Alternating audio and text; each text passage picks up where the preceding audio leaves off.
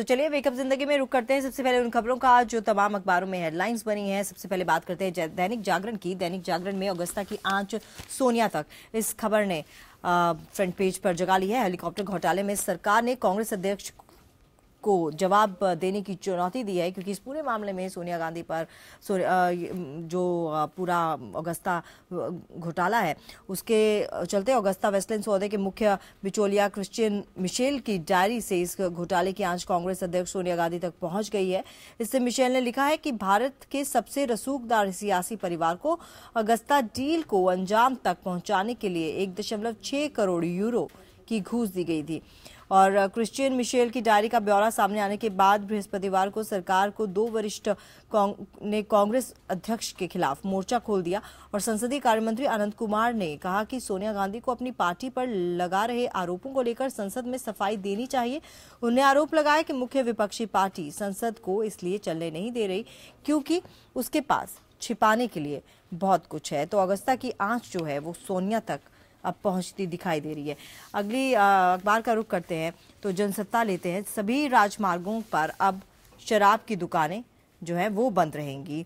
Supreme court ने देश भर में राष्ट्रीय और राज्यों के राजमार्ग पर शराब की सभी दुकानों को बंद करने के गुरुवार को आदेश दिए हैं और साथ ही स्पष्ट किया है कि शराब की मौजूदा दुकानों के लाइसेंस को 31 मार्च 2017 के बाद नवीनीकरण नहीं किया जाएगा। और प्रधान न्यायाधीश तीर्थ सिंह ठाकुर, न्यायमूर्ति धनंजय वाई चंद्रचूड़ और न्यायमूर्ति एल नागेश्वर राव के 3 सदस्यीय खंडपीठ ने राष्ट्रीय और राज्य के राजमार्गों पर शराब की दुकानों को मौजूदगी का संकेत देने वाले सारे बोर्ड और संकेतकों पर प्रतिबंध लगाने के भी निर्देश दिए हैं। तो ये जनसत्ता की खबर है।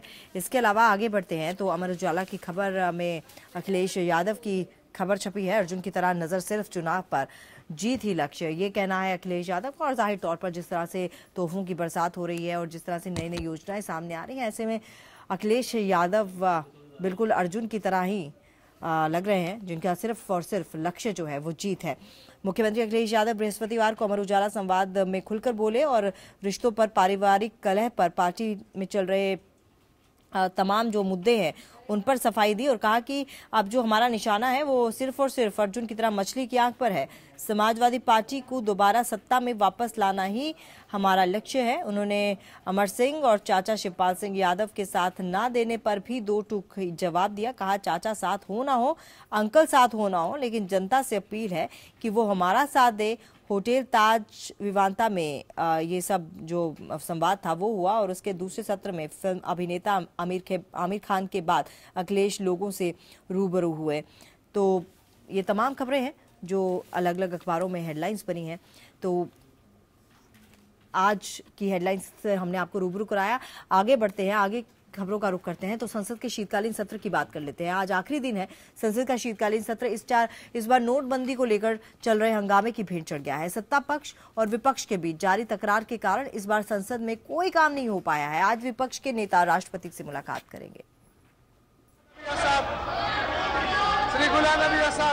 संसद के शीतकालीन सत्र पर बर्फ पड़ गई है। नोटबंदी के मुद्दे पर सियासी संग्राम के चलते संसद के दोनों ही सदनों में कोई काम नहीं हो पाया। गुरुवार को भी सत्ता पक्ष विपक्ष के बीच जोरदार बहस हुई और लोकसभा राज्यसभा में कोई काम नहीं हो पाया। राज्यसभा में बीजेपी ने अगस्ता वेस्टलैंड हेलीकॉप्टर घोटाले का मुद्दा उठाया तो कांग्रेस ने सरकार पर सदन नहीं चलने देने का आरोप लगाया। कांग्रेस नेता गुलाम नबी आजाद ने कहा कि पहली बार ऐसा हुआ है जब सरकार ने ही सदन को ना चलने दिया हो। एलओपी बोले हमें कोई प्रॉब्लम नहीं है, लेकिन करप्शन के कुएं से और कंकाल सामने आया है। कांग्रेस का हर कंकाल देश के सामने आ रहा है।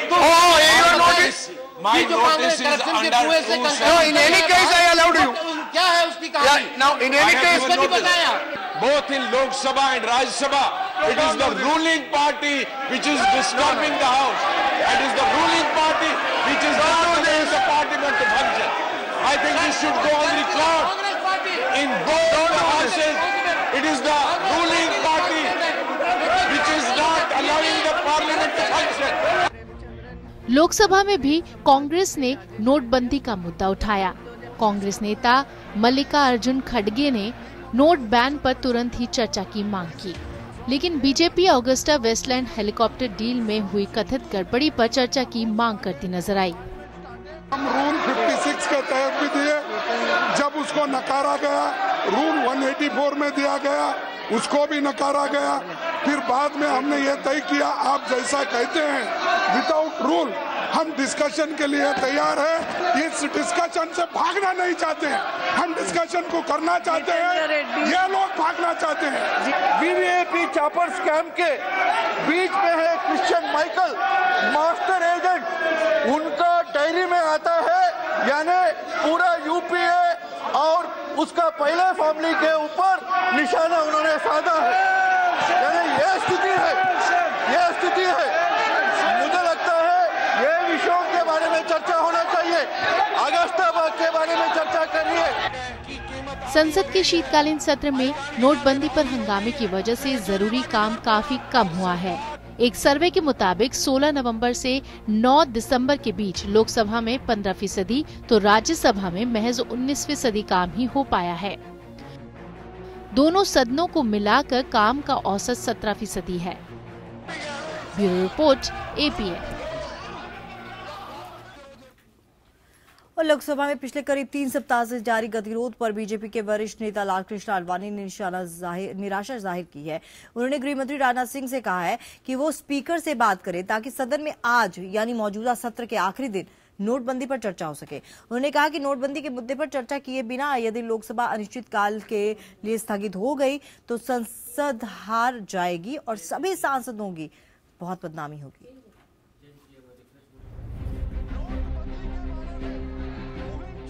सत्तारूढ़ बीजेपी के वरिष्ठ नेता लालकृष्ण आडवाणी ने हंगामे के कारण आज फिर संसद की कार्यवाही दिन भर के लिए स्थगित होने के बाद आक्रोश जताते हुए तृणमूल कांग्रेस के इदरीस अली सहित कुछ अन्य दलों के सदस्यों के साथ बातचीत में कहा कि उनका मन कर रहा है कि बतौर सांसद वो इस्तीफा दे दे। उन्होंने कहा कि संसद में नोटबंदी के मुद्दे पर चर्चा जरूर होनी चाहिए। आडवाणी ने ये भी कहा कि कोई जीते या हारे, इस सब हंगामे में संसद की हार हो रही है। आडवाणी ने चिंता जताई कि यदि शुक्रवार को भी ऐसे ही हंगामे के बीच सदन स्थगित हो गया तो संसद हार जाएगी और सभी सांसदों की बहुत बदनामी होगी। सुलझे हुए बुजुर्ग वरिष्ठ नेता रहे है तो उनके अभिप्राय उनकी पार्टी लोग को लेना चाहिए और सुनना चाहिए जो वो कह रहे हैं। कहते हैं अक्लमंद को इशारा काफी है, मगर लगता कि भाजपा में शायद उसी बात की कमी है। तो ऐसे बात में हम बोला आस्ट अटल जी साहब कैसे हैं? बोला अटल जी साहब का तबीयत तो ठीक है, लेकिन अटल जी साहब से मेरा भी दुख पहुंचता। What is going on? बोले in my life I never seen this type of scene in parliament. तो नेक्स्ट उन्होंने बोला जो हमको तो हम रिजाइन देने मांगता है, ऐसा कुछ जो सिचुएशन चल रहा। हम सब लोग दुखी है जिस तरह पार्लियामेंट को नहीं चलने दे रहे, इसको लेकर पूरा देशवासी दुखी है, हम भी दुखी है। बहस नहीं होने दिया, ये सबको मालूम है। आडवाणी जी सीनियर होने के नाते, वरिष्ठ होने के नाते स्वाभाविक रूप में दुखी होता है। आडवाणी ने गृह मंत्री राजनाथ सिंह से कहा कि वो स्पीकर से बात करें ताकि सदन में शुक्रवार को आखिरी दिन नोटबंदी पर चर्चा हो सके। उन्होंने नोटबंदी को लेकर सदन में पिछले करीब 3 सप्ताह से जारी गतिरोध के संबंध में कहा कि ऐसी स्थिति पहले कभी नहीं आई थी। उन्होंने इस बात पर अफसोस जताया कि इस सत्र में एक दिन भी सदन ठीक से नहीं चला। आपको बता दें कि इससे पहले भी आडवाणी ने संसद में हंगामे को लेकर स्पीकर सुमित्रा महाजन और संसदीय कार्य मंत्री की कार्यशैली पर सवाल उठाए थे। Bureau report, APN। और नोटबंदी के बाद से कैश की किल्लत जारी है। इस बीच वित्त मामलों के सचिव शक्तिकांत दास ने कहा है कि 500 रुपए के नोट ज्यादा से ज्यादा छापे जा रहे हैं ताकि बाजार में छुट्टे पैसों की समस्या न हो। उन्होंने ग्रामीण इलाकों में नोट पहुंचाने की प्राथमिकता की बात भी कही। नोटबंदी पर विपक्ष के वार से जूझ रही सरकार और जनता दोनों की दिक्कतें फिलहाल खत्म होती नहीं दिख रही। सरकार ने कहा है कि निकासी में रियायत तभी दी जाएगी जब 80% नए नोट बैंकों के जमा खाते में आ जाएंगे। फिलहाल एक हफ्ते में 24,000 रुपए और ATM से एक दिन में 2,500 रुपए ही निकाले जा सकते हैं। नोटबंदी खत्म होने के बाद सबसे पहले राहत कोऑपरेटिव बैंकों को दी जाएगी। इसके बाद कॉमर्शियल बैंकों का नंबर आएगा। आर्थिक मामलों के सचिव शशिकांत दास ने कहा कि इस वक्त बैंकों में 50% नई करेंसी है, जो ये बताता है कि नोटबंदी का असर धीरे धीरे खत्म हो रहा है। Emphasis is also being given to give greater cash to rural areas from where we are getting reports of shortage of cash. Our teams, our committee of joint secretaries is in constant touch with the state administrations. नए नोटों की किल्लत पर सफाई देते हुए आर्थिक मामलों के सचिव शशिकांत दास ने कहा है कि 500 रुपए के नोट ज्यादा से ज्यादा छापे जा रहे हैं ताकि बाजार में खुले पैसों की समस्या न होने पाए। साथ ही उन्होंने कहा कि शुरुआत में 2000 रुपए के नोट बाजार में पहुंचाने पर ध्यान था ताकि जो पुराने नोट मार्केट से लिए गए थे उन्हें बदला जा सके। Printing of 500 rupee notes have now been significantly stepped up, and it is being sort of supplied to the market. So the focus now in printing is now on printing more of 500 rupee notes. Shaktikanta Das ने कहा कि नए note के design Bharat में ही तैयार किए गए हैं। ऐसा पहली बार हुआ है कि नए नोटों की डिजाइन भारत में तैयार की गई है। कोऑपरेटिव बैंक में कैश सप्लाई बढ़ाई गई है। देश में 2,20,000 एटीएम मशीनें, जिनमें से 2 लाख एटीएम को नए नोटों के हिसाब से तैयार कर दिया गया है। Bureau report, APN. और डिजिटल और कैशलेस लेनदेन को बढ़ावा देने की नीति पर सरकार तेजी से काम कर रही है। नीति आयोग ने गुरुवार को ग्राहकों और दुकानदारों के लिए प्रोत्साहन पुरस्कारों का ऐलान किया।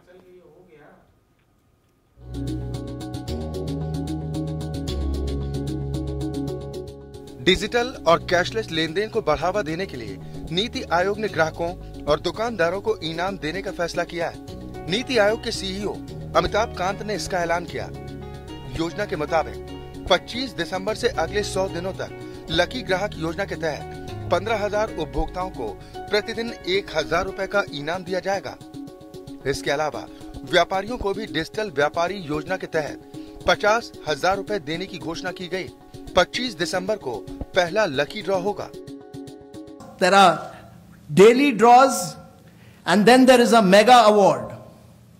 And on 14th April 2017, there will be a mega award announced for consumers. This will be a mega award of 1 crore for the first prize, 50 lakh for the second prize, and 25 lakhs for the third prize. एक सप्ताह में सबसे ज्यादा digital payment करने वाले दुकानदारों को 7,000 इनाम बांटे जाएंगे। इसके अलावा अगले साल 14 अप्रैल को 3 मेगा ड्रॉ होंगे, जिसमें 3 अलग अलग विजेताओं को 1 करोड़ 50 लाख और 25 लाख रुपए के इनाम मिलेंगे। This we feel will help in creating a mass movement for digital payments in this country, and it will enable all people living in rural areas, in villages, in taluks, in panchayats, in districts, all to push for digital payments. इससे पहले वित्त मंत्री अरुण जेटली ने भी cashless economy को बढ़ावा देने के लिए डिजिटल पेमेंट पर 11 छूटों का ऐलान किया था। इनमें बीमा, रेलवे और पेट्रोल पंप पर खरीद समेत कई अहम लेनदेन शामिल हैं। Bureau report, APN. और केंद्र सरकार ने रिजर्व बैंक और बैंकों से नोटबंदी के दौर में जमा कराए गए पुराने नोटों को फिर से चेक करने को कहा है। ऐसा इसलिए क्योंकि सरकार को लगता है कि नोटबंदी के बाद बैंकों के पास जो पैसा आया है उनकी गिनती जो है वो ठीक से नहीं हुई है। अब तक बैंकों के पास अवैध हो चुके 13 लाख करोड़ रुपए के नोट आ चुके हैं, यानी कि लगभग जितने की करेंसी को कैंसिल किया गया उतने ही बैंकों में वापस लौटती नजर आ रही है। गौर करने वाली बात है कि पुराने नोटों को जमा करने की डेडलाइन 30 दिसंबर है। 500 और 1,000 रुपए के जिन पुराने नोटों को कैंसिल किया गया था उनकी वैल्यू 15.4 लाख करोड़ रुपए है।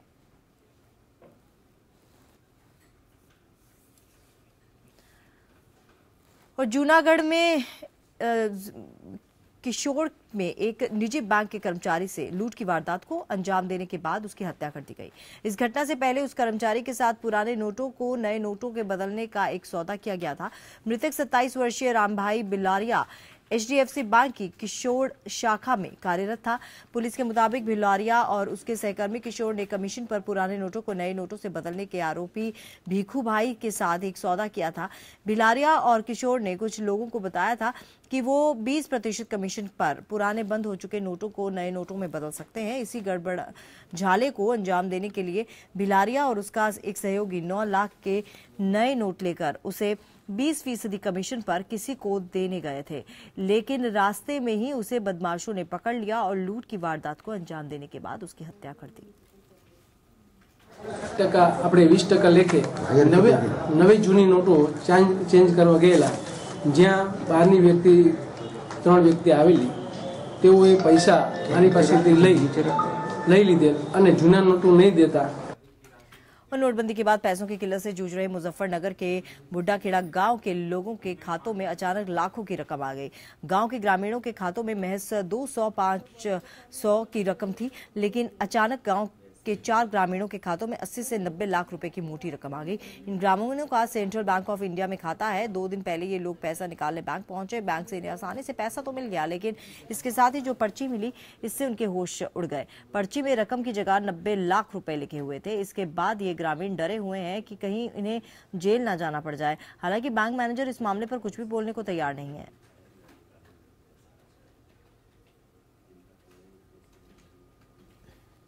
परसों अपने खाते से मैंने 500 रुपए निकाल लिए थे और उसमें 3000 रुपए पड़े थे। मुझे जरूरत थी, पैसा तो वैसे ही नहीं मिल रहा। तो जैसे 500 रुपए निकाले तो उसमें बैलेंस जो था ना नेट पे दिखा रहा था 86 लाख कुछ रुपए दिखाए हुए। तो डर लग रहा है जी बहुत ज्यादा, इतनी ज्यादा रकम तो बहुत देख के डर लग रहा है जी। 4 अकाउंटों में बहुत ही ज्यादा रुपए आए हुए हैं, जिससे लोग गाँव में घबराए हुए हैं। कितने पैसा है गाँव में है जी 80 से 90 लाख रुपए के बीच में है जी रकम। मेरे अकाउंट में है जी 86,91,833 रुपये 85 पैसे। कब आए थे ये? 13 उसको आए जी दिसंबर को। पहले कितने पैसे पड़े हुए थे? इसमें थे जी 870 रुपये। और सीतापुर में पैसों की तंगी की वजह से एक युवक की जान चली गई। सीतापुर के हर गांव में एक बीमार युवक 3 दिनों से पैसे निकालने के लिए बैंक की लाइन में लगा था। बैंकों के बाहर लाइन में लगे होने के दौरान उसकी तबीयत अचानक बिगड़ गई और उसकी मौत हो गई। बताया जा रहा है कि इलाहाबाद यूपी ग्रामीण बैंक में युवक के खाते में 1,35,000 रुपए थे। बीमारी की हालत में युवक रोजाना पैसे निकालने बैंक पे जाता, लेकिन उसे पैसे नहीं मिल पाते और गुरुवार को उसकी बैंक के बाहर ही मौत हो गई। बैंक की लाइन में लगे व्यक्ति की मौत से आक्रोशित लोगों ने शव हरगांव लहरपुर मार्ग पर रख दिया और जाम कर दिया। इस दौरान बैंक कर्मचारी बैंक के अंदर बंधक बने रहे। मृतक के परिवार में 8 माह की एक पुत्री सहित 4 पुत्रियां और 1 पुत्र है।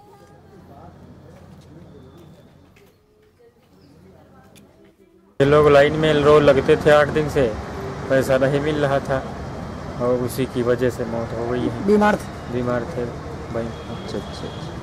कौन सी बैंक? मुद्रासन, इलाहाबाद यूपी ग्रामीण बैंक मुद्रासन। हाँ। और देश में नोटबंदी के बाद शुरू हुई अफरा तफरी फिलहाल थमने का नाम नहीं ले रही है। देश में कैश की कमी के चलते लोग परेशान हैं और उनकी समस्या और हल फिलहाल नहीं दिखाई दे रहा। इस बीच गुरुवार को नोटबंदी के मुद्दे पर सुनवाई के बाद सुप्रीम कोर्ट ने अपना आदेश सुरक्षित रख लिया। सुनवाई के दौरान सुप्रीम कोर्ट ने केंद्र से कई तीखे सवाल पूछे। कोर्ट ने केंद्र से पूछा कि जब लोगों को 24,000 रुपए नहीं मिल पा रहे हैं तो कुछ लोगों के पास लाखों के नए नोट आखिर कहां से आ गए।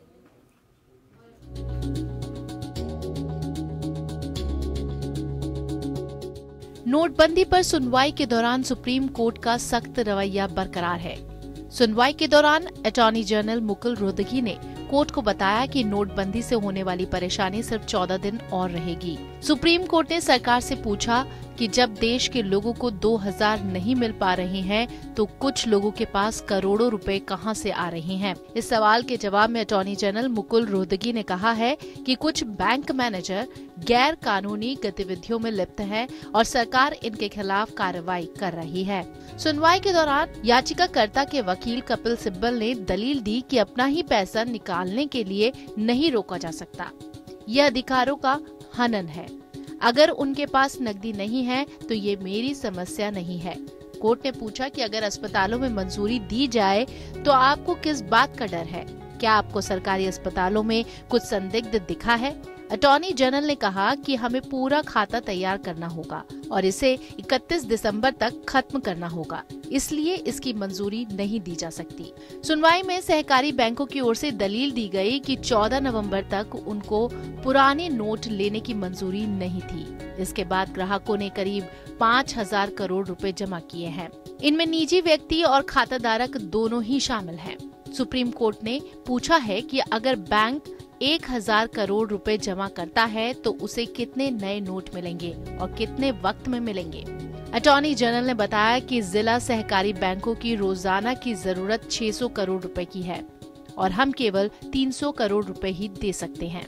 याचिकाकर्ताओं की ओर से ये दलील भी दी गई कि जब बैंक 24,000 रुपए ही नहीं दे पा रहे हैं तो पुराने नोट बंद होने के बाद तो लोगों की मुश्किल और बढ़ जाएगी, क्योंकि लोगों के पास ना नए नोट होंगे और ना ही पुराने।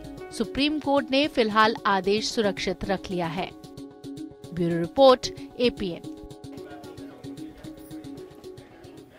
और कांग्रेस के वरिष्ठ नेताओं का प्रतिनिधि मंडल किसानों के कर्ज माफी के मुद्दे पर आज प्रधानमंत्री नरेंद्र मोदी से मुलाकात करेगा। कांग्रेस के प्रतिनिधिमंडल में गुलाम नबी आजाद, मल्लिकार्जुन खड़गे, ज्योतिरादित्य सिंधिया, राज बब्बर, प्रमोद तिवारी और रवनीत बिट्टू समेत कई बड़े नेता शामिल होंगे। कांग्रेस प्रतिनिधिमंडल यूपी, पंजाब समेत देश भर के किसानों की कर्ज माफी, बिजली बिल आधा करने और समर्थन मूल्य बढ़ाने की बात करेगा। प्रधानमंत्री से कांग्रेस प्रतिनिधिमंडल की ये मुलाकात सुबह 10:30 बजे होगी।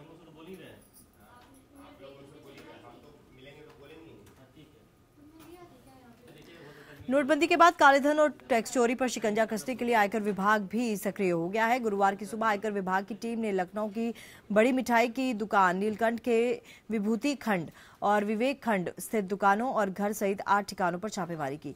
इस छापेमारी से यहां पर हड़कंप मच गया। आयकर विभाग की इस छापेमारी में बहुत सारे दस्तावेज और करोड़ों की टैक्स चोरी पकड़ी गई। सूत्रों के मुताबिक नोटबंदी के करोड़ों रुपए काला धन इनके खाते में जमा किया गया। इन्होंने करोड़ों रुपए की मिठाई पुराने नोटों पर बेची, जिसका कोई भी ब्यौरा पेश नहीं किया गया। टीम ने बड़ी संख्या में पुराने और नए नोट के बरामद होने का दावा भी किया है। फिलहाल टीम इस मामले की अभी और भी पड़ताल कर रही है। बता दें कि प्रधानमंत्री नरेंद्र मोदी ने 8 नवंबर को 500 और 1,000 रुपए के नोटों को प्रतिबंधित कर दिया था। इसके बाद कई लोग काले धन को सफेद करने में जुट गए थे, जिसको लेकर पूरे देश में आयकर विभाग और ईडी विभाग की टीमें छापेमारी कर रही हैं। इस कड़ी में लखनऊ में भी आयकर विभाग की टीम कई लोगों को अपने रडार पर लिए हुए है।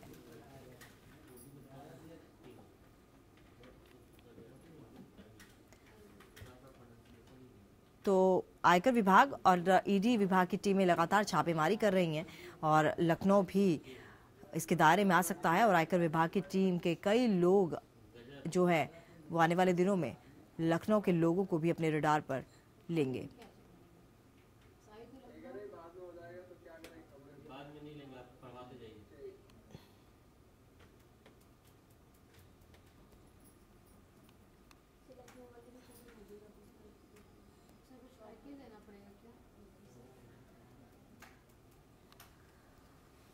और आजम खान को लेकर राज्यपाल राम नाईक की तल्खी कम नहीं हो रही है। उत्तर प्रदेश के राज्यपाल राम नाईक ने उनके संबंध में संसदीय कार्य और नगर विकास मंत्री मोहम्मद आजम खान द्वारा दिए बयानों को अमर्यादित और दायित्वहीन बताते हुए मुख्यमंत्री अखिलेश यादव से इसे तत्काल संज्ञान में लेने के लिए कहा है। राज्यपाल ने अखिलेश यादव को 2 पन्नों के खत में कड़ा ऐतराज जताया है और आजम खान के बयानों को असंवैधानिक, अमर्यादित और दायित्वहीन तक बता डाला। उन्होंने लिखा कि संसदीय कार्य मंत्री मोहम्मद आजम खान ने 9 दिसंबर को सार्वजनिक रूप से मेरे विरुद्ध इस आशय को बयान दिया कि मेरे द्वारा राजभवन में अपराधियों, डकैतों, गुंडों तथा हिस्ट्री शीटर्स को संरक्षण और आश्रय दिया जा रहा है। पत्र में लिखा है कि मोहम्मद आजम खान ने रामपुर की जिला कांग्रेस कमेटी के महामंत्री फैसल खान लाला द्वारा राजभवन में मुझसे की गई मुलाकात का उल्लेख करते हुए मुझ पर दोषारोपण किया है।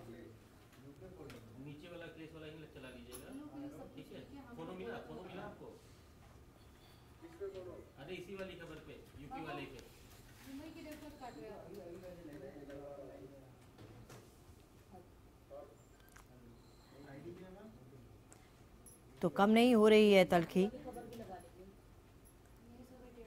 राम नाईक और आजम खान की तल्खी अभी कम होने का नाम नहीं ले रही है। उत्तर प्रदेश के राज्यपाल राम नाईक ने उनके संबंध में संसदीय कार्य और नगर विकास मंत्री मोहम्मद आजम खान द्वारा दिए बयानों को अमर्यादित और दायित्वहीन बताते हुए मुख्यमंत्री अखिलेश यादव से इसे तत्काल संज्ञान में लेने को कहा है। राज्यपाल ने अखिलेश यादव को 2 पन्नों के लिखे खत में कड़ा ऐतराज जताते हुए आजम खान के बयानों को असंवैधानिक, अमर्यादित और दायित्वहीन बता दिया है। उन्होंने लिखा है कि संसदीय कार्य मंत्री मोहम्मद आजम खान ने 9 दिसंबर को सार्वजनिक रूप से मेरे विरुद्ध इस आशय का बयान दिया कि मेरे द्वारा राजभवन में अपराधियों, डकैतों, गुंडों तथा हिस्ट्री शीटर्स को संरक्षण और आश्रय दिया जा रहा है। इसी खबर पर हमारे संवाददाता जुड़ चुकी हैं लाइव अनामिका सिंह फोनों पर। अनामिका, आपसे जानना चाहेंगे, जो तल्खी है अभी बरकरार रहने वाली है, ऐसे में अब अखिलेश यादव को निर्देश दिए गए हैं, क्या कुछ आगे हो सकता है? क्या संज्ञान लिया जाएगा इस पूरे मामले में? देखिए तमन्ना, हालांकि ये पहली बार नहीं है जब राज्यपाल राम नाईक और आजम खान के बीच विवाद किसी मुद्दे को लेकर के सामने आया है। इससे पहले भी कई मुद्दों पर दोनों आमने सामने दिखाई दिए हैं, लेकिन जो ताजा मामला है वो ये है कि रामपुर में कांग्रेस कमेटी के जो पदाधिकारी हैं फैसल खान, उन्होंने कुछ समय पहले उत्पीड़न का आरोप लगाया था आजम खान के ऊपर और राजभवन में शिकायत की थी उनकी। इसी को आधार बनाते हुए राज्यपाल राम नाईक ने डीजीपी को पत्र लिख करके इस पूरे मामले की जांच की और कार्रवाई की बात कही थी, जिससे नाराज होकर के आजम खान ने 9 दिसंबर को माफ कीजिएगा राजभवन पर यह आरोप लगाया था कि राजभवन में हिस्ट्री शीटरों को और अपराधियों को शरण दिया जाता है, वहां पे उनकी बात सुनी जाती है। इसी मुद्दे को आधार बना करके राज्यपाल राम नाईक ने सीएम अखिलेश यादव को पत्र लिखा है और ये कहा है कि आजम खान 2 बार मंत्री रह चुके हैं और उत्तर प्रदेश सरकार में कैबिनेट में भी है वो, तो यानी कि इस पूरे उनके बयान के लिए कि पूरी की पूरी उत्तर प्रदेश की कैबिनेट जो है वो उत्तरदायी हो जाती है।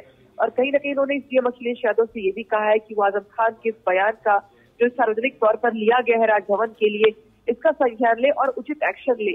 तो यहाँ पे आजम खान के एक विवादित बयान को लेकर के फिर से राजभवन और आजम खान के बीच तल्खियां दिखाई दे रही है, जिसमें सीएम अखिलेश यादव को भी अब यहाँ पे मुख्य भूमिका निभानी होगी।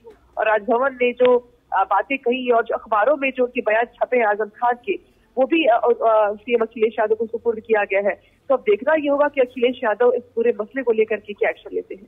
जी अनामिका, एक और बात, जिस तरह से अखिलेश यादव की बात कर लें या शिवपाल यादव की बात कर लें, लगता नहीं है कि किसी तरह का कोई एक्शन लिया जाएगा, क्योंकि अभी इलेक्शंस नज़दीक हैं और ऐसे में आजम खान सपा के एक बहुत ही मेन मंत्रियों में गिने जाते हैं, बहुत ही विशेष मंत्रियों में गिने जाते हैं। ऐसे में किसी तरह का कोई लगता नहीं है कि कोई नुकसान पहुंचेगा आजम खान को। देखिए ये बिल्कुल ठीक कहा आपने, क्योंकि पहली बार ऐसा नहीं है जब आजम खान को लेकर के राज्यपाल ने शिकायत की हो। इससे पहले भी जौहर अली विश्वविद्यालय को लेकर के जो आजम खान ने शिकायत की थी और जो बातें कही थी उसको लेकर के दोनों के बीच आपस में तल्खियां बढ़ी थी। उस वक्त भी राज्यपाल राम नाईक ने अखिलेश यादव से शिकायत की थी। इसके अलावा विधानसभा सदन के दौरान भी आजम खान की जो भाषा थी उसकी रिकॉर्डिंग, आजम खान की जो रिकॉर्डिंग थी वो भी राजभवन ने सीएम अखिलेश को सौंपी थी और कार्रवाई की बात कही थी। लेकिन इन सभी मसलों पर अखिलेश यादव कई बार चुप्पी साधते हुए दिखाई दी और इन सभी मामलों से अपने आप को पीछे कर लिया। अब ताजा मामला इस विवाद का है, जहां पर चूंकि देखकर लगता तो नहीं, क्योंकि आजम खान सिर्फ अखिलेश यादव नहीं बल्कि मुलायम सिंह यादव के भी बेहद करीबी मंत्री हैं और यूपी कैबिनेट में महत्वपूर्ण भूमिका रखते हैं वो, लिहाजा ऐसा लगता तो नहीं कि राजभवन की शिकायत पर सीएम अखिलेश यादव कोई कार्रवाई करते। लेकिन इतना जरूर है कि इस बार सीएम अखिलेश यादव को कम से कम जवाबदेही तय करनी होगी कि सार्वजनिक तौर पर आजम खान जिस तरह के बयान देकर के सुर्खियां बटोरते हैं और सरकार की फजीहत बढ़ाते हैं, ऐसे में अखिलेश यादव या तो उनसे माफीनामे की उम्मीद करेंगे या फिर अपनी ओर से कुछ स्टैंड लेंगे। लेकिन देखना यह होगा कि इस पूरी विवाद को अखिलेश यादव कैसे सुलझाते हैं। चलिए अनामिका, तमाम जानकारी के लिए आपका बहुत बहुत धन्यवाद। आप बने रहिए हमारे साथ।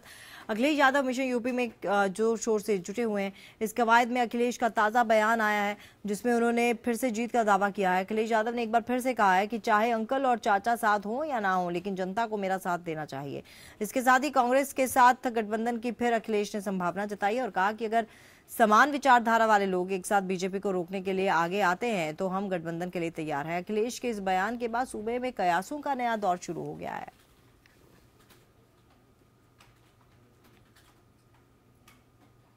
और एक बार फिर से रुक करते हैं हमारे संवाददाता अनामिका का। अनामिका, कुछ समझ में नहीं आ रहा, क्योंकि अगर अखिलेश यादव बोलते हैं कि गठबंधन का कुछ हिंट देते हैं कांग्रेस के साथ, क्योंकि 2 बार पहले भी वो कह चुके हैं, 300 सीट के बारे में कह चुके हैं, लेकिन दूसरी तरफ मुलायम सिंह यादव की हम बात करें तो वो इन सब बयानों से दरकिनार हो जाते हैं कि इस तरह का कोई गठबंधन नहीं होगा, हम अकेले ही चुनाव लड़ेंगे।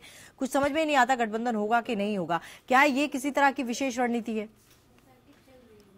देखिए तमन्ना, अगर बात करें उत्तर प्रदेश सरकार समाजवादी पार्टी के गठबंधन को लेकर के, तो आपको याद होगा कि शिवपाल यादव ने इसकी पहल की थी। आरएलडी प्रमुख अजीत चौधरी से मुलाकात के बाद ये कयास लगाए जा रहे थे कि गठबंधन को लेकर के सरकार तैयार है।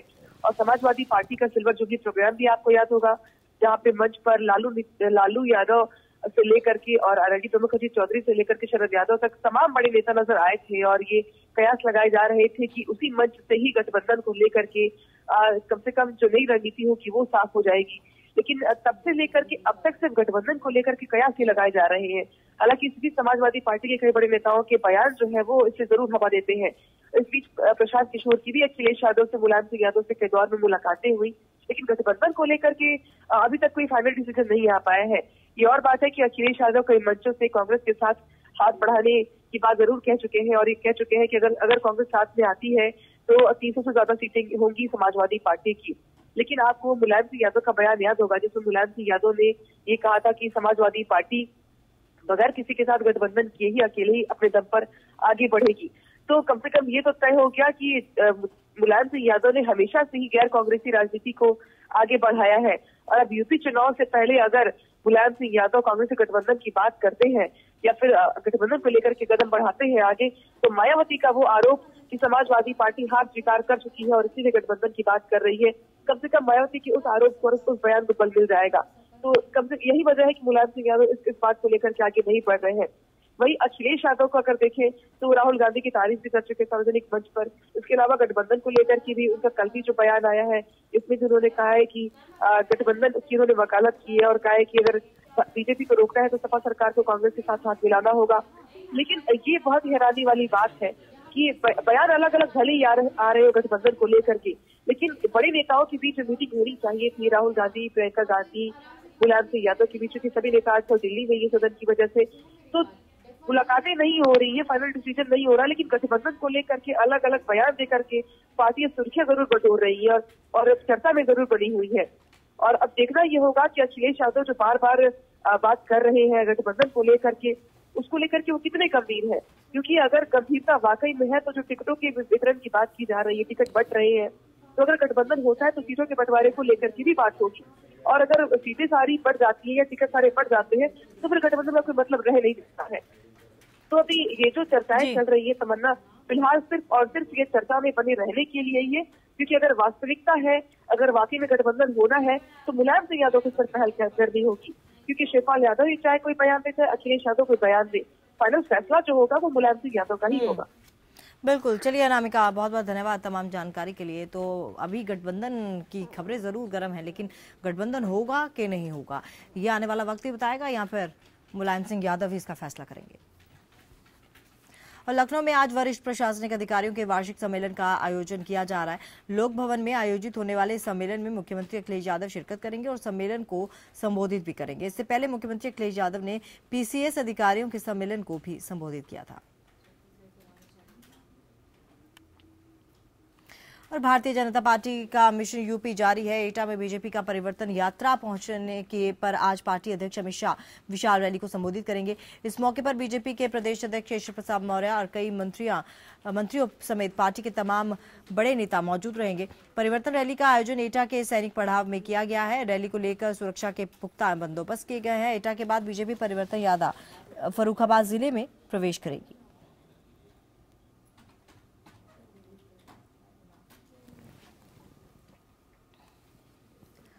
और यूपी विधानसभा चुनाव फतेह करने के लिए एक तरफ बीजेपी परिवर्तन यात्राएं निकालने के साथ साथ युवा सम्मेलन, महिला सम्मेलन और पिछड़ा वर्ग सम्मेलन कर रही है, तो वहीं नोटबंदी से बेहाल जनता का ध्यान बांटने के लिए बीजेपी पूरे प्रदेश में कमल मेले लगाने जा रही है, जिसकी शुरुआत आज होने जा रही है। पहले चरण में प्रदेश के 20 जिलों में कमल मेले लगाए जा रहे हैं। बीजेपी इन मेलों के जरिए जहां अपना प्रचार करेगी, वहीं नोटबंदी की वजह से कतारों में लगे लोगों की तकलीफ कम करने की भी सिफारिश की जाएगी। इस कमल मेले में वीडियो, कठपुतली, नाच से लेकर निशानेबाजी जैसे आकर्षण होंगे। होंगे। खास बात यह होगी कि इस मेले पर निशानेबाजी के स्टॉल पर दर्शकों के सामने लक्ष्य के तौर पर विरोधी पार्टी के चुनाव चिन्ह रखे जाएंगे। आज से शुरू होने वाले कमल मेले 3 दिन तक चलेंगे। पहले चरण में रामपुर, हाथरस और कौशाम्बी में मेला लगेगा। इसके अलावा बिजनौर, ललितपुर, मिर्जापुर, बुलंदशहर, जालौन, सोनभद्र, बदायूं, औरैया, चंदौली, पीलीभीत, बाराबंकी, आजमगढ़, लखीमपुर खीरी, अम्बेडकर नगर, संत कबीर नगर, उन्नाव और सिद्धार्थ नगर में भी मेले लगेंगे। दूसरे चरण के जिले का भी ऐलान अभी नहीं किया गया है। और आगे बढ़ते हैं। इलाहाबाद की एग्रीकल्चर यूनिवर्सिटी में मारपीट के मामले पर बाहुबली नेता और पूर्व सांसद अतीक अहमद ने सफाई दी है। उन्होंने कहा है कि 2 छात्रों को विश्वविद्यालय से निष्कासित कर दिया गया था और सैफ नाम के छात्र की मां उनसे मदद मांगने आई थी क्योंकि उनका बेटा निष्कासित होने पर खुदकुशी करने की बात कह रहा था। इसी सिलसिले में वो विश्वविद्यालय के वीसी से मिलने गए। कुलपति नहीं मिले तो वो कर्मचारियों से मिले और घर लौट आए। अतीक अहमद ने कहा कि इसी दौरान विश्वविद्यालय में छात्रों, कुछ शिक्षकों और कर्मचारियों के साथ मारपीट की, लेकिन इसका उनके विश्वविद्यालय जाने से कोई संबंध नहीं है। अतीक अहमद ने यह भी कहा कि उनके खिलाफ एफआईआर दर्ज कराई गई है और जांच में सब साफ हो जाएगा। साथ ही उन्होंने कहा कि समाजवादी पार्टी से उन्हें टिकट मिला है, इसलिए विरोधी इसे मुद्दा बनाकर बदनाम करने की कोशिश कर रहे हैं। वहां गया, वहां मुझे वीसी मिले नहीं। वहां उनके चैम्बर में जाके मैं बैठ गया, मेरे साथी जो थे बाहर खड़े हो गए और वो बच्चा जो टर्मिनेट हुआ था वो बाहर कैंपस में निकल के वहाँ कुछ बच्चे उसको देख के उत्तेजित हो गए कि हमारे साथी को टर्मिनेट किया गया है और पता नहीं कहाँ सेक्शन होता है इनका, क्या वो होता है जहाँ क्लासेस होते हैं, वहाँ जाके मारपीट करने लगे। बाद में बात मुझको पता चली तो मैं उठ के चला आया। अब आप सीसीटीवी फुटेज भी देखेंगे तो वो लड़के मारपीट करते हुए स्टूडेंट लग भी रहे हैं, छात्र लग भी रहे हैं, वो अलग है। मैं उतर के जा रहा हूँ, चैम्बर में बैठ रहा हूँ, वो अलग है। दोनों को इकट्ठा करके दिखाया जा रहा है और कह रहा है कि उन्होंने आगे गुंडई कराया, दबंगई कराया। एफआईआर में विवेचना होगी ना। कोई मोबाइल चला गया उसकी डकैती है और हम लोग मोबाइल के डाकू हो गए तो अब उसकी विवेचना होगी, विवेचना करके जिसको सामने आ जाए। अच्छा, आपका मुद्दा बनाया जा रहा है ये देखिए, सिर्फ इसलिए कि मुझको प्रत्याशी बनाया गया है समाजवादी पार्टी का, सारी कहानी ये है, इसलिए मुद्दा बनाया जा रहा, बाकी कोई मामला नहीं है। और देहरादून के महाराणा प्रताप स्पोर्ट्स कॉलेज परिसर में बना सूबे का पहला अंतर्राष्ट्रीय स्टेडियम खेल और खिलाड़ियों के लिए पूरी तरह से तैयार हो गया है। आज दोपहर करीब 2 बजे सीएम हरीश रावत स्टेडियम का उद्घाटन करके इसे राज्यवासियों को सौंपेंगे। राजीव गांधी के नाम पर बना यह अंतर्राष्ट्रीय क्रिकेट स्टेडियम अंतर्राष्ट्रीय स्तर की सुविधाओं से लैस है।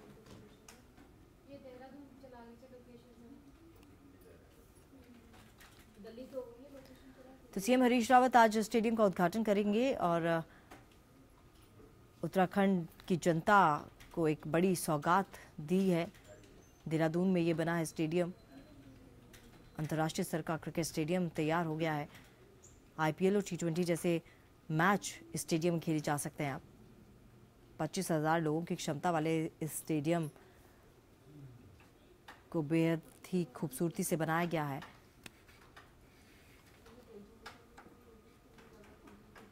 और इस स्टेडियम के बारे में ज़्यादा जानकारी लेते हैं। हमारे संवाददाता रवि के वैश फोन लाइन पर हमारे साथ जुड़े हुए हैं।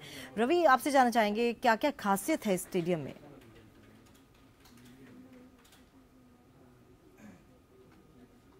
मुख्यमंत्री हरीश रावत आज उत्तराखंड वासियों को एक बड़ा तोहफा देने जा रहे हैं। खेल खिलाड़ियों के लिए विशेष तोहफा होगा।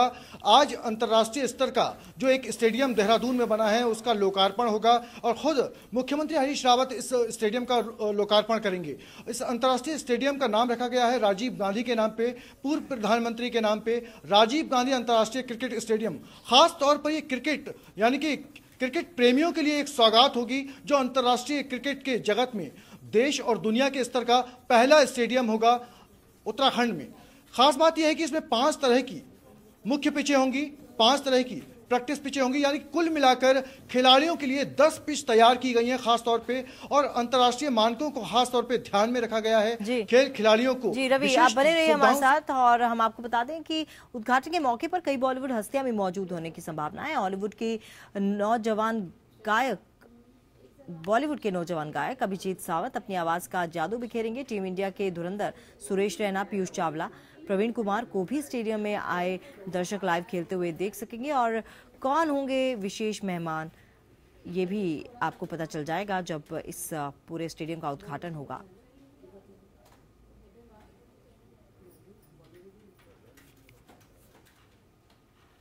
चलिए एक बार फिर से रुक करते हैं रवि के वैश्य का। रवि, आपसे जानना चाहेंगे कौन कौन सी बड़ी हस्तियां आज शिरकत कर सकती हैं? जी देखिए, उद्घाटन के अवसर पर खास मेहमान इस स्टेडियम में आ रहे हैं। आईपीएल के जो चेयरमैन हैं राजीव शुक्ला मौजूद होंगे। इसके अलावा आज स्टेडियम में एक मैच भी खेला जाएगा, रणजी टीम होगी इसमें, और टीम इंडिया के धुरंधर खिलाड़ी होंगे जिसमें पीयूष चावला, सुरेश रैना भी होंगे। और सबसे खास बात यह है कि इस स्टेडियम की क्षमता जो है 25,000 दर्शकों के बैठने की है। करीब 10 से 15,000 जो आज अतिथि हैं वो विशेष रूप से इस मैदान में पूरे मैच को देखने के लिए शिरकत करेंगे, उद्घाटन के अवसर पर मौजूद रहेंगे। और जो देखा जा रहा है, सबसे बड़ी बात यह है कि राज्य के मुख्यमंत्री ने जिस तरीके से राज्य के खिलाड़ियों के लिए तोहफा दिया है वो अंतर्राष्ट्रीय स्तर पर राज्य की पहचान बनाने में एक बड़ा मील का पत्थर साबित होगा। और कहीं ना कहीं ये बात सामने आई है कि जिस तरीके से स्टेडियम को बनाया गया है अंतर्राष्ट्रीय मानकों के अनुरूप वर्ल्ड जो लेवल का है, उसमें उससे राज्य को जो है आर्थिक आय भी प्राप्त होगी। चलिए, आपका बहुत बहुत धन्यवाद रवि को तमाम जानकारी देने के लिए। तो नोटबंदी के बीच जहां आम आदमी परेशान है, इस बारे में भी हम आपसे बात करेंगे, लेकिन अगली खबर का रुख करते हैं। बीजेपी विधायक दल की बैठक मुख्यमंत्री रघुवर दास की अध्यक्षता में मुख्यमंत्री आवास में होगी। बैठक में मुख्य रूप से सरकार के 2 सालों की उपलब्धि को जनता के बीच पहुंचाने के लिए मुख्यमंत्री अपने विधायकों के साथ रणनीति बनाएंगे। गौरतलब है कि सरकार के निर्देशों पर पार्टी के सभी विधायकों, मंत्रियों और बीजेपी के प्रदेश पदाधिकारियों को सरकार के विकास कार्यों को जनसभा और नुक्कड़ सभा के माध्यम से जनता के बीच पहुंचाने का निर्णय लिया गया है। इस कड़ी में मुख्यमंत्री आज अपने विधायकों के साथ बैठक करेंगे। और मालूम हो कि जिस तरह से सीएनटी और एसपीटी एक्ट में संशोधन के बाद विपक्ष लगातार सरकार के खिलाफ हमलावर बना हुआ है, उसके जवाब की रणनीति भी आज की बैठक में तय की जाएगी।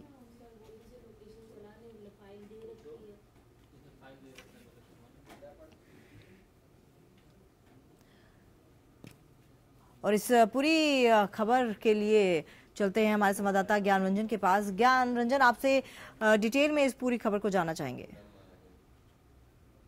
झारखंड के खबरों की बात अगर की जाए तो आज मुख्यमंत्री रघुवर दास ने भाजपा विधायक दल की बैठक बुलाई है और इस बैठक को बुलाने के पीछे मुख्य मकसद राज्य सरकार का ये है, मुख्यमंत्री का ये है कि 28 दिसंबर को रघुवर दास अपना 2 साल के कार्यकाल को पूरा कर रहे हैं। और इस बीच जो उन्होंने कार्य किए हैं, जो विकास के कार्य, खास करके जिस तरह से स्थानीय नीति बनाया गया है, इसके बाद सीएनटी एसपीटी एक्ट में संशोधन हुआ है, कैशलेस झारखंड की दिशा में काम की जा रही है, इन सभी चीजों को लेकर किस तरह से जनता के बीच जाया जाए, जनता को किस तरह से सरकार के द्वारा किए गए विकास कार्यों को बताया जाए, इन सारे बिंदुओं पर एक रणनीति तय की जाएगी। और इस बैठक में मुख्य रूप से अगर बात करें तो विपक्ष के जो लगातार तेवर देखे जा रहे हैं, विपक्ष जिस तरह से पूरी तरह से सरकार को घेरने के प्रयास में जुट गया है।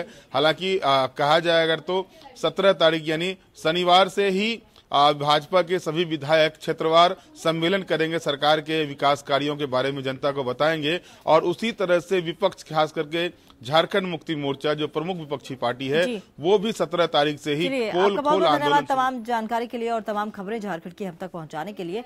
तो नोटबंदी की हम बात कर रहे थे। नोटबंदी के बीच जहां आम लोग कैश की किल्लत से जूझ रहे हैं, वहीं रोजाना करोड़ों रुपए की बरामदी कई सवाल उठा रही है। गुरुवार शाम को मुंबई पुलिस के तिलकनगर इलाके में एक कार से 10 करोड़ 10 लाख रुपए बरामद किए गए। बरामद रकम में 10 करोड़ रुपए 5 के पुराने नोट में थे, जबकि 10 लाख के 2000 के नए नोट थे। नोटबंदी के बाद से देश भर में इनकम टैक्स प्रवर्तन निदेशालय और पुलिस सक्रिय है। तिलकनगर इलाके में शाम के वक्त पुलिस ने कार में से 2 बड़े बैग देखकर रोका। तलाशी के दौरान ये रकम बरामद हुई। रुपयों के साथ हिरासत में लिए गए लोगों ने खुद को पुणे जिले के एक सहकारी बैंक का कर्मचारी बताया। पुलिस उपायुक्त शाहजी उमाप ने बताया कि गिरफ्तार लोगों में एक शख्स शहरी सहकारी बैंक की पिंपरी चिंचवाड़ शाखा का प्रबंधक है और बरामद नकदी को बैंक का बताया है। और इस पूरे मामले पर ज्यादा जानकारी के लिए हमारे साथ दिवाकर जुड़ चुके हैं मुंबई से लाइव। दिवाकर, आपसे जानना चाहेंगे कहां से मिला इतना नोट और बैंक के साथ इसका क्या कनेक्शन है? तमन्ना, चाहे मुंबई हो या मुंबई से सटे इलाके हों, कल जो है जिस तरह से नोट बरामदगी हुई है, कहीं ना कहीं एक सवाल खड़े कर रही है। पहले कल्याण में नोट का बरामद किया जाना और उसके बाद फिर नाला सोपारा में 1 करोड़ 40 लाख के आसपास का नोट का बरामद होना और उसके बाद शाम होते होते घाटकोपर के तिलक नगर इलाके में जो है 10 करोड़ के आसपास का कैश बरामद होना। कहीं ना कहीं सवाल ये खड़ा होता है कि आखिर जो नए नोट बरामद हुए हैं, लोगों के पास नए नोट इतने क्यों आ रहे हैं? क्योंकि कहाँ से आ रहे हैं? क्योंकि जनता जो है वो लाइन में खड़े हो रही है, उनको 2000 4000 से ज्यादा नहीं दे रहा है बैंक, उनको नहीं मिल पा रही। लेकिन जो लोग इस तरह के नोट बरामदगी हो रही है, पुराने नोट की बात समझ में आती है कि लोगों के पास पुराने नोट पड़े हुए हैं, लेकिन नए नोट इतनी बड़ी मात्रा में कैसे आ रहे हैं, ये जांच का विषय है। और जिस तरह से इनकम टैक्स हो, ईडी हो या फिर मुंबई पुलिस हो, जिस तरह से पूरे चेकिंग अभियान में लगी हुई है, छापे मारने में लगी हुई है, जिस तरह से एक बड़ी मात्रा में इस तरह के कैश बरामद हो रहे हैं, सवाल खड़े हो रहे हैं। जांच का विषय है ये, क्योंकि बिना बैंक के ये पॉसिबल बने रहिए हमारे साथ। राज्य की 14 नगर पालिकाओं के लिए हुए चुनाव के परिणाम गुरुवार को घोषित हो गए हैं। चुनावों में बीजेपी को अच्छी सफलता मिली है। 14 में से 5 नगर पालिकाओं में बीजेपी के नगराध्यक्ष चुने गए हैं। नगर पालिका चुनाव का ये दूसरा चरण था। पहले चरण में भी बीजेपी को सबसे ज्यादा सीटें मिली थी। बता दें आपको कि 14 दिसंबर को पुणे और लातूर जिले की 14 नगर पालिकाओं के लिए मतदान हुआ था। एक बार फिर से रुक करते हैं दिवाकर का, हमारे संवाददाता लाइव मुंबई से। दिवाकर, तमाम अपडेट इस खबर पर क्या है? तमन्ना, जिस तरह से दूसरे चरण में नगर पालिका चुनावों के नतीजे आए हैं, कल घोषित हुए हैं, उसमें उसको लेकर बीजेपी काफी उत्साहित है और उस खेमे में खुशी का माहौल है। लेकिन वही दूसरी तरफ देखें तो विपक्ष में बिल्कुल हताशा का माहौल है। नगर पालिका के जो दूसरे चरण के रिजल्ट सामने आए हैं उसमें 5 नगराध्यक्ष जो है वो बीजेपी के चुने गए हैं और विपक्ष बीजेपी के आसपास भी नहीं दिख रहा है। एक तरफ जहां कांग्रेस को 2 सीटें मिले हैं, एनसीपी को 1 सीट मिली है, शिवसेना को सिर्फ पुणे के जुन्नर में जो है उनका नगराध्यक्ष चुना गया है। तो कहीं ना कहीं विपक्ष बीजेपी के आसपास भी नहीं है और ऐसे में कहीं ना कहीं एक बड़ा झटका है विपक्ष के लिए, क्योंकि जो लातूर और पुणे का इलाका है वहां पर एनसीपी का दबदबा माना जाता है, लेकिन वहां पर भी उन्हें नुकसान उठाना पड़ा है। और दूसरी तरफ जिस तरह से गनीमत की बात उनके लिए सिर्फ इतनी है कि बारामती, जो कि शरद पवार का क्षेत्र माना जाता है, वहां पर जो है उन्होंने 38 में से 35 सीटें जीती हैं, तो एक राहत की बात है। लेकिन बाकी जगहों पर उन्हें नुकसान उठाना पड़ा है। लेकिन जिस तरह से दूसरे चरण के नतीजे सामने आए हैं, पहले चरण में भी बीजेपी ने बाजी मार ली थी, दूसरे चरण में भी बाजी मार ली है। 2 चरणों का चुनाव और होना बाकी है नगर पालिका का। तो कहीं ना कहीं जिस तरह से नोटबंदी को लेकर प्रचार किया जा रहा था, नोटबंदी के विरोध में विपक्ष प्रचार कर रहा था इन चुनावों में, और नगर पालिका चुनाव में नोटबंदी ही मुख्य मुद्दा था।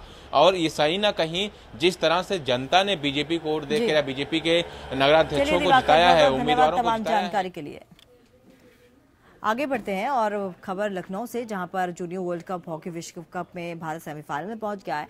मेजर ध्यानचंद स्टेडियम में खेले गए कांटे के मुकाबले में भारत ने स्पेन को 2-1 से मात दी। मुकाबले की शुरुआत स्पेन की ओर से किए गए गोल से हुई।